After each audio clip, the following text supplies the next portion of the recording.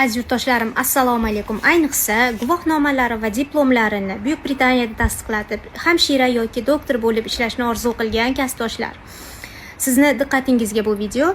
Hozirda imtihonlarni topshirib bo'lib, lekin litsenziya olishga qiynalayotgan yurtdoshimizni savollariga nisbatan bu postni qilishga qaror qildim.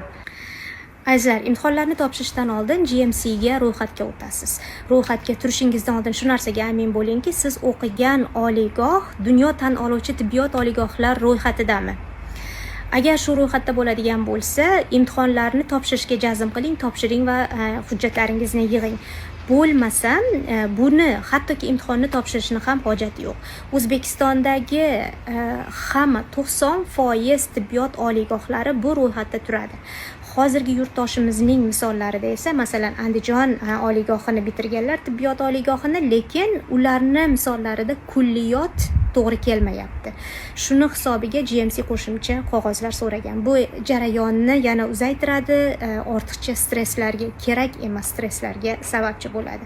Demak, hujjatlaringizni tayyorlaganingizda shunday narsalarga ham ahamiyat berishingiz lozim.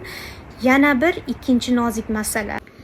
Hujjatlaringizda spellingi, ya'ni ismi sharifingiz, oliygohingiz, turar joyingiz, davlatingizni qanday yozilishiga ahamiyat bering.